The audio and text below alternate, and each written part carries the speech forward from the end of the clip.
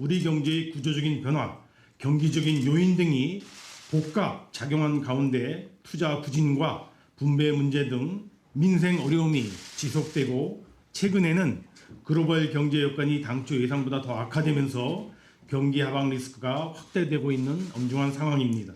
이제 새로운 각오로 우리 경제가 당면한 어려움을 극복하고 한 단계 더 도약하는 데 우리 모두의 정책 역량을 쏟아부어야 하겠습니다. 투자 부진과 민생 어려움, 글로벌 경제 여건마저 더 악화되면서 경기 하방 리스크가 확대되고 있다. 홍남기 경제부총리의 말이었습니다. 말 그대로 경기 흐름이 참 안 좋습니다. 특히 한국 경제의 버팀목인 수출 상황이 우려감을 더 키우고 있는 상황인데요. 수출이 개선되면 투자와 소비는 물론 경기 전망에도 긍정적인 신호를 줄 수 있습니다. 이는 정부가 수출 활력을 높이는 데 역량을 집중해야 하는 이유기도 하죠. 때마침 정부가 오늘 수출 활력 대책을 내놨습니다. 관련해서 전문가 두 분과 진단해 보겠습니다. 김영준 명지대 교수 그리고 김광석 한국경제산업연구원 경제연구실장 모셨습니다. 두 분 어서 오세요. 네. 안녕하세요. 네, 먼저 교수님, 이제 쉽게 얘기를 풀어가야 될 것 같은데 우리나라 경제에 있어서 수출의 중요성은 어떻게 설명을 할 수 있을까요? 일단 대한민국은 수출로 먹고 산다는 말을 우리가 종종 얘기를 하잖아요. 네. 2018년도 당시 수출 규모가 역대 처음으로요. 우리가 6천억 달러를 웃돌았습니다. 네. 그러니까 세계 수출 6위 자리를 2년 연속 구축을 했는데요. 이것은 미국, 독일, 그리고 중국, 네덜란드, 그리고 프랑스, 일본에 의해서 7번째입니다. 네. 우리나라에서 국내 총생산 대비 수출 비중이 36.3%거든요. 굉장히 큽니다. 그 네덜란드, 독일에 의해서 3번째이기 때문에 네. 결국 수출은 대한민국 경제의 버팀목이다라고 우리가 얘기할 수밖에 없습니다. 네. 그런데 요즘 최근 수출 실적이 안 좋죠. 5달 연속 하락세를 보이고 있고 이러다 보니까 경제 위기가 아니냐 여기저기서 불안한 시선들이 많습니다. 실장님 지금 상황 심각한가요? 심각하다고 답변을 드려야 될 것 같은데요. 네. 아주 쉽게 한번 말씀드려보면 한 학급의 평균 성적이 떨어지고 있습니다. 그런데 그나마 평균 성적을 하회하던 아이들은 어쩔 수 없지만 평균 성적을 끌어올리던 역할을 하던 우등생들마저도 성적이 떨어지면서 평균 성적 자체가 계속 떨어지고 있는 모습인데요. 네. 마치 경제 성장률이 떨어지는데 소비와 투자가 계속 부진한 상황이죠. 건설 투자, 설비 투자 다.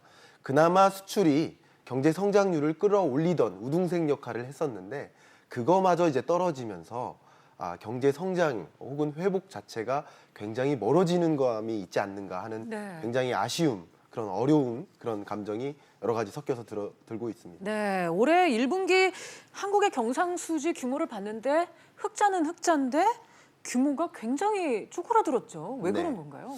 자, 일단 이런 경상수지 흑자 기조를 불황형 경상수지 흑자 이렇게 표현을 하거든요. 네. 말 그대로 수출에서 수입을 아주 단순하게만 계산하면 수출액에서 수입액을 빼면 경상수지 규모라고 볼 수 있겠죠. 그런데 결국 수출 규모도 줄어드는데 수입 규모는 더 크게 줄기 때문에 그나마 경상수지 흑자라고 할 수 있는 거예요. 네. 적자는 아닌 흑자인데 네. 그 규모가 줄어든다는 얘기는 수출 규모가 많이 줄면서 결국은 수출과 수입의 격차가 줄어드는 그런 모습. 그렇군요. 그래서 경상수지 흑자 규모가 줄어들면서 또 여러 가지 문제, 걱정되는 우려 사항들 그런 것들이 상당히 또 있는 상황이라고 볼 수 있겠습니다. 네, 지금 이렇게 수출 부진이 장기화되면서 4월에는 적자 전환 가능성마저 거론이 되고 있습니다. 만약 적자가 현실화되면 흑자 행진이 7년 만에 깨지게 되는데요. 교수님, 지금 이제 수출 상황이 계속 내리막이냐, 이 오르락 내리락하는 그런 중에 보이는 일시적인 거냐, 교수님은 어떻게 판단을 하세요? 일단은 뭐 3가지가 지금 대한민국 경제에 영향을 주고 있다고 이제 공통적으로 지적을 합니다. 네. 그러니까 세계 경제가 굉장히 둔화되고 있고요. 네. 더 나가서 우리 수출 1,300억 달러를 차지하고 있는 이 반도체 값이 이제 하락을 하고 있고요.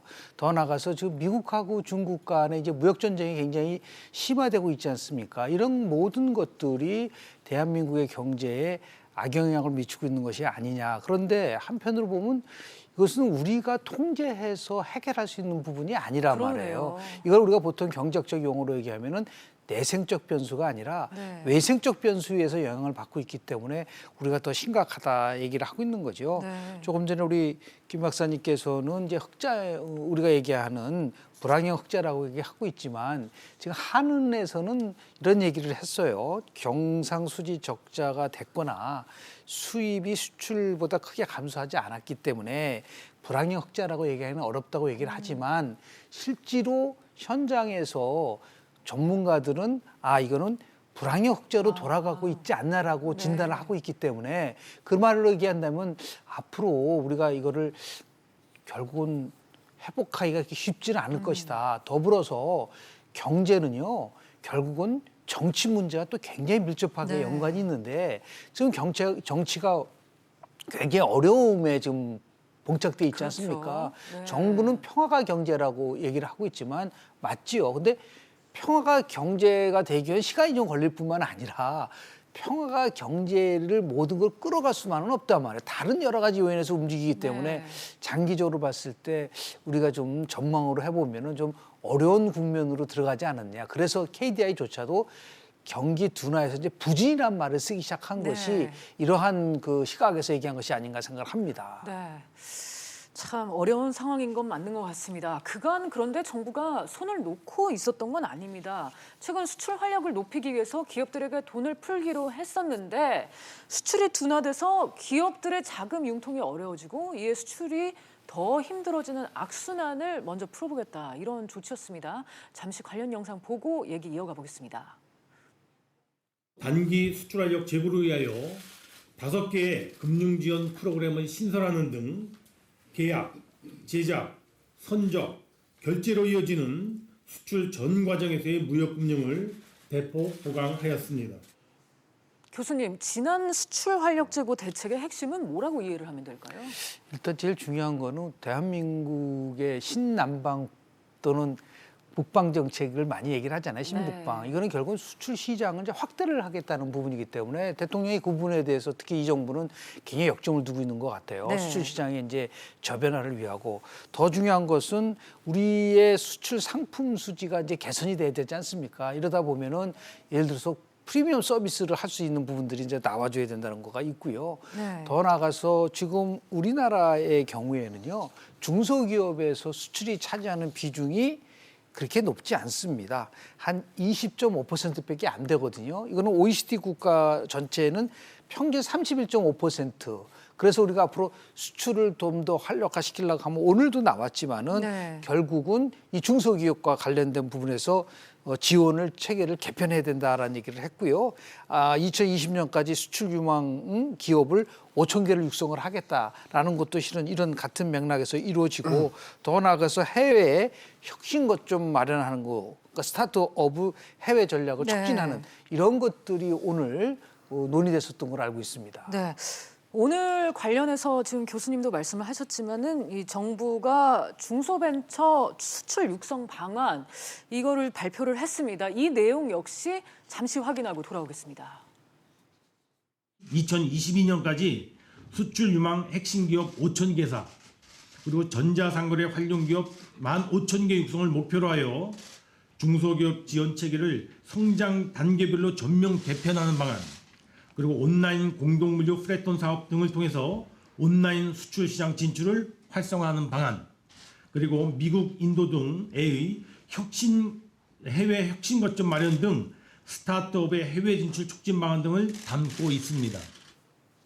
실장님, 네. 그러니까 오늘 발표한 내용은 온라인 수출 기반으로를 조성하겠다 이런 네. 내용인 거죠. 네네.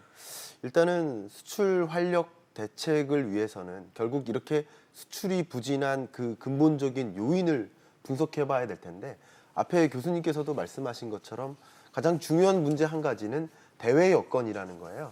근데 미중 무역 분쟁도 조금 더 장기화될 것으로 보여지는 상황도 있고 또 한국과 일본과의 어떤 정치적 갈등 때문에 또 이제 무역에 좀 문제가 있는 거고 뭐 그런 여러 가지 여건, 대외적인 여건도 굉장히 악화되는가 하면 좀 대내적으로 좀 풀어보면 일단 수출의 주력 수출 품목들을 살펴보면 반도체를 비롯한 자동차, 철강, 조선 이런 주력 수출 품목, 약 12대 수출 품목이라고 하는데 이런 품목들의 수출 경쟁력이 점차 악화되고 있습니다.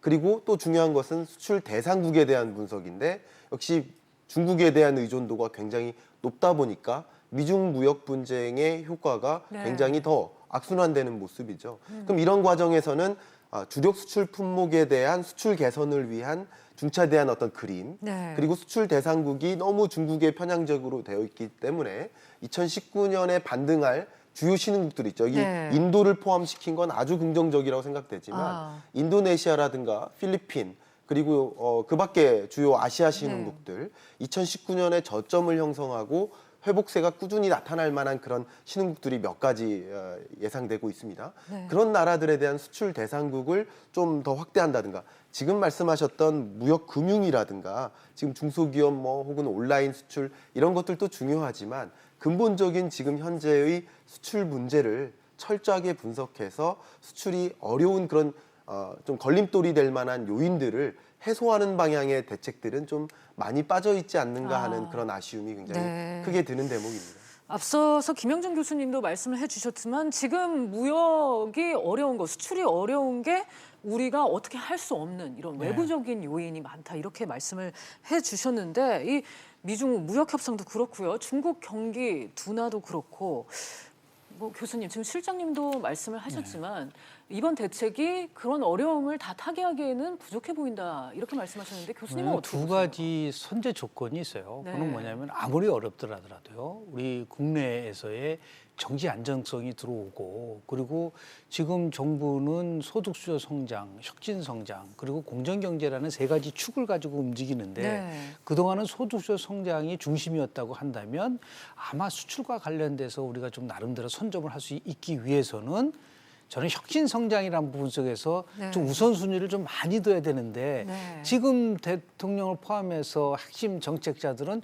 정책 기조는 바꾸지 않겠다고 얘기를 하고 있기 때문에 이것이 과연 어떻게 나갈 수 있을 것이냐라는 부분들이 있고요. 두 번째는 뭐 우리가 얘기하는 한반도 평화 체제가 구축이 되는 것은 정말 중요한 과제입니다. 네. 그러나 우리가 그것에다가 모든 것을 다 올인할 수는 없는 기다리기에는 거거든요. 너무 기다리 너무 길죠. 길다는 얘기죠. 네. 그렇기 때문에 나름대로 최우선 항목에 있어서의 변화를 좀 봐야 된다. 특히 이제 5월 10일이면은 문재인 정부 2년을 맞이하지 않습니까? 네. 그동안 정부가 추진했었던 여러 정책에 대해서 전반적인 검토를 통해서 변화시키건 변화시키고 바꿀 건 바꾸고 그렇게 하면서 이 문제를 풀어가야 되지 않나 생각을 좀 하게 됩니다. 네, 실장님 지금 교수님은 이 소득주도 성장, 소주성보다는 혁신 성장에 더 방점이 찍혀야 된다 이렇게 말씀하셨는데 실장님은 어떻게 보세요? 저도 그런 부분에 대해서는 굉장히 동의하는 부분입니다. 네.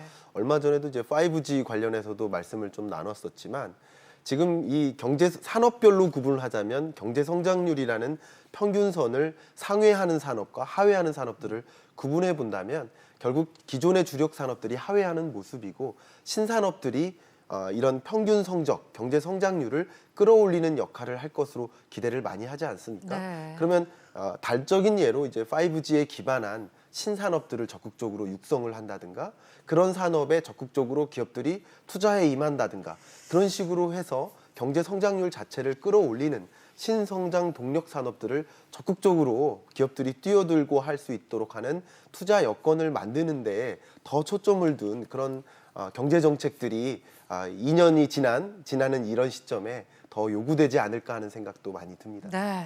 오늘 정부의 수출 활력 대책과 관련해서 김형준 교수 그리고 김광석 실장과 자세하게 얘기 나눠봤습니다. 오늘 두 분 말씀은 여기까지 듣겠습니다. 감사합니다. 네, 감사합니다.